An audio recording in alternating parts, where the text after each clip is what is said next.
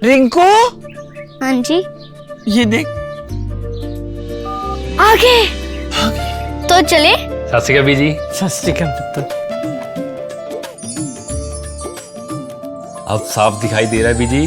बहुत साफ दिखाई दे रहा है। बीजी इतने टाइम बाद नए चश्मे बनवा ही लिए। किसी अपने ने पैसे भेजे और हर महीने पैसे भेजेंगे। वाह। ਫੋਨਾਂ ਤੇ ਟੂ ਟੂ ਹੋਊਗੀ ਤੁਹਾਡੇ 1 ਤਰੀਕ ਤੋਂ ਬਾਅਦ। ਇਹ ਤੁਹਾਡੇ ਪੈਸੇ ਨੇ, ਇਹਦੇ ਨਾਲ ਕੋਈ ਅਮੀਰ ਨਹੀਂ ਹੋ ਜਾਣਾ ਤੁਸੀਂ। ਮਾਵਾਂ ਭੈਣਾਂ ਨੂੰ ਸਤਿਕਾਰ ਦੇ ਕੇ ਮੈਨੂੰ ਖੁਸ਼ੀ ਮਿਲਦੀ ਹੈ ਇਸ ਗੱਲ ਦੀ। मुख्यमंत्री माँ बेटी सत्कार योजना, आपका अपना भगवंत मान।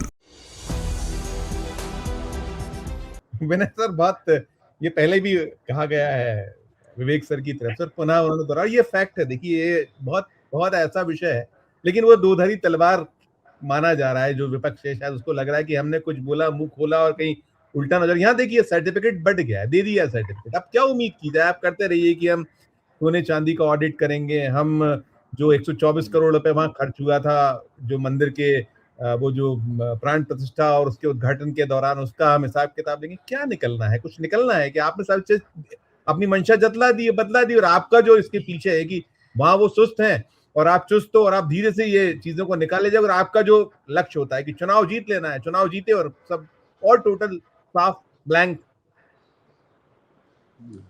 धन्यवाद संजीव जी। विवेक जी ने तो अभी वो उंगली रखी ही है कि लोकतंत्र में, हमारे लोकतंत्र को खतरा दरअसल क्या है। देखिए, ये राम मंदिर प्रकरण में को हम 2 हिस्सों में हमको देखना चाहिए। एक तो जो फंक्शनल प्रॉब्लम है, जो चोरी हुई है, वो तो एक है ही, पर इस घटना के जो बड़े जो परिणाम होंगे वो ये है कि इस पूरी घटना से जिस तरह की राजनीति हो रही है, उससे हमारे जो सेकुलर राजनीति है ना, उसके ऊपर बड़ा खतरा है और उसके खतरे दिख रहे हैं। एक तो ये कि जो विपक्ष इस बात से बहुत डर रहा है कि वो जो इस मुद्दे पे वो कैसे वो इसको रोक पाएगा और वो बिल्कुल दोषी किस तरह से फ्रेम कर दिया जाएगा। और हमला भी देखिए, जो पहला जो हमला जो बीएचपी और आरएसएस और उनसे संगठन से जुड़े लोगों ने जो पहला हमला किया, जो इसको फर्स्ट वॉली ऑफ शॉट्स बोले, तो उसमें इसी लाइन पे थी कि जिन लोगों ने राम मंदिर का विरोध किया, जिन लोगों ने चंदा नहीं दिया, जिन लोगों ने कहा कि राम काल्पनिक लोग हैं, उन लोगों को कुछ कहने का हक नहीं है। ठीक है ना। ये जो लाइन ऑफ आर्गुमेंट है वो ये कहती है कि आप को जो अधिकार हैं, वो अधिकार जो है वो संविधान से नहीं मिल रहे हैं। वो आपको जो अधिकार मिल रहे हैं वो हमारे द्वारा तय दायरे से मिल रहे हैं। इस देश का कोई भी जो नागरिक है, उस नागरिक को ये राम मंदिर प्रकरण में सवाल उठाने का अधिकार है। देश सबका है, चूंकि इसमें जो जमीन दी गई है, जो शुरुआती पैसा दिया गया है, वो सरकार के द्वारा दिया गया है, तो इसलिए हर नागरिक का अधिकार है उस पर सवाल करने का। जब आप वक्फ की बात करते हैं कि वक्फ में हिंदू क्यों, वक्फ बोर्ड में हिंदू क्यों नहीं मेंबर हो सकता है, वो लॉजिक यहाँ भी एक्सटेंड करता है कि आप उसको पब्लिक स्क्रूटनी में क्यों नहीं डालना चाहते। दूसरी बात, जिन लोगों को नियुक्त किया गया उस ट्रस्ट में, उनको किस आधार पर नियुक्त किया गया। ठीक है, वो कोई तो क्राइटेरिया होना चाहिए। कोई आदमी एक धोती में रहता है, किसी के पास बैंक अकाउंट नहीं है, तो इसका मतलब ये नहीं हुआ कि वो व्यक्ति जो है वो व्यक्ति त्याग तपस्या की प्रतिमूर्ति है, संत है, और उसके ऊपर कोई आरोप नहीं लगाया जा सकता है ना। ये जिस ढंग से, दूसरी बात ये कि जिस ढंग से लोग डर रहे हैं, वो लोग डर रहे हैं जो जाने जाते हैं अपने दबंगई के लिए, बृजभूषण शरण सिंह और तमाम लोग मामले का जिक्र आते ही हाथ जोड़ लेते हैं, कहते हैं कि हम नहीं बोल सकते। तो वो कौन सा भय है जिसकी वजह से वो बयान देने में हिचक रहे हैं। ठीक है, एक वो सवाल हुआ।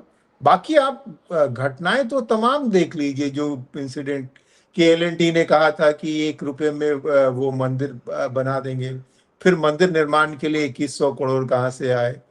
एक सज्जन आए, उनके बयान से बहुत चीजों में की गंध आती है। उन्होंने कहा कि भाई वो फ्री में पत्थर देने के लिए राजी थे, उनसे नहीं लिया गया और दूसरी जगह से लिया गया जिसमें 5 गुना ज्यादा खर्चा है। पर उससे जुड़ी हुई जो एक बात वो कह रहे थे, अगर सत्य है, चूंकि प्राइमरी इंफॉर्मेशन तो हम लोग के पास नहीं, कि वो एक वन्य क्षेत्र में आ रहा था वो, और उस पर केसेस थे, उस पर दबंग लोगों ने कब्जा करके रखा था, उसको मुक्त, तो वो साफ तौर पे इशारा करता है कि काफी कुछ उसमें घालमेल है ना। घालमेल ही घालमेल है विनय सर, घालमेल ही घालमेल है, सारा स्पष्ट है, चीज स्पष्ट है। और गोविंद गिरी को तो देखिए भाई किस तरह के वो बयान दे रहे हैं, मतलब बेशर्मी की हद है, ठीक है ना।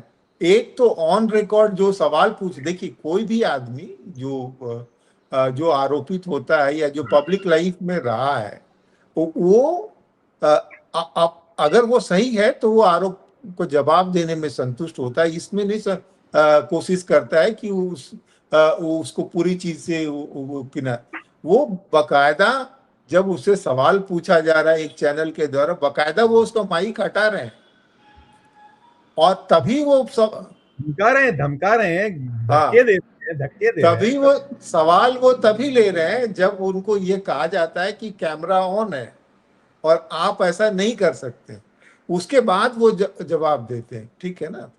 और कोई भी कोषाध्यक्ष देखिए, अगर मान लीजिए ठीक है, मान लिया कि आपने डेलीगेट कर दिया, तो अगर आपने डेलीगेट अथॉरिटी की है तो उसके द्वारा जो भी गलती की गई है उसके जिम्मेदार आप हैं। और इतनी बड़ी घटना और इतनी बड़ी चीजों में तो जहां आस्था और इसका सवाल है वहां पे हाई लेवल ऑफ मोरालिटी की बात होनी चाहिए, जिसको बहाल करना पड़ेगा आपको। और आपको तो चीजें होते ही सबको रिजाइन करना चाहिए था कि नहीं, फिर से होगा, पब्लिक स्क्रूटनी होगी, ऑल पार्टी मीटिंग बुलाई जाएगी, व्हाइट पेपर जारी किया जाएगा। और जो सबसे हम जैसे लोगों के लिए चिंता की विषय है वो ये है कि ये जो जांच प्रक्रिया जो स्टेट जो कर रही है, पार्टियां जो कर रही है, वो तो ठीक है, पर जो काम न्यायालय के माध्यम से हुआ है और न्यायालय पूरा तमाशा देख के चुप क्यों है? वो पूरे इन्वेस्टिगेशन को अपने हाथ में ले सकती है, एमिकस क्यूरी अपॉइंट कर सकती है, किसी को भी वो कर सकती है ना। लेकिन आश्चर्यजनक ढंग से कोई बयान नहीं आ रहा है सरकार द्वारा, तो किसी तरह की कोशिश ही नहीं हो रही है कि एक जो है वो साझी प्रक्रिया बनाई जाए, विपक्ष को बुला के उनसे बात की जाए। और देखिए, अगर पार्टी सत्ताधारी दल को ये आशा होती कि इसका नुकसान नहीं होगा तो इतनी बात तो होती ही नहीं। आपने शुरू में कहा ना कि रायता इतना फैल गया है कि वो समेटे नहीं समेट रहा है। देखिए, एक बात जो सबसे जो पॉलिटिकल पार्टियों को परेशान कर रही होगी, देखिए राम मंदिर आंदोलन के समय से जिस तरह से गांव की तमाम महिलाएं इससे जुड़ी है भावनात्मक रूप से, कानूनी फैसला कुछ भी आ जाए, एसआईटी कुछ भी कह ले, तर्क आप कुछ भी दे लें, ठीक है ना। लेकिन ये जो सवाल है, ये सवाल आप किसी ग्रामीण महिला को जिनका भक्ति राम पर वो है, जो अपना पेट काट करके भी पैसे देती है, वो लॉजिक से नहीं चलती है, उसका मन आप नहीं बदल पाएंगे। तो ये जो है, ये भारतीय राजनीति के लिए एक ऐसा समय है जहां विपक्ष के लिए भी ये कसौटी की घड़ी है कि उनको ये साबित करना है कि धर्म के मुद्दे को हैंडल करते हुए हमको सेकुलर कैरेक्टर हम कायम रख सकते हैं, है ना। तो उनको सेकुलरिज्म बचाना है, संस्थाओं के ऊपर जो विश्वास है उसको कायम रखना है और राजनीति को सही दिशा में ले जाना। संजीव जी।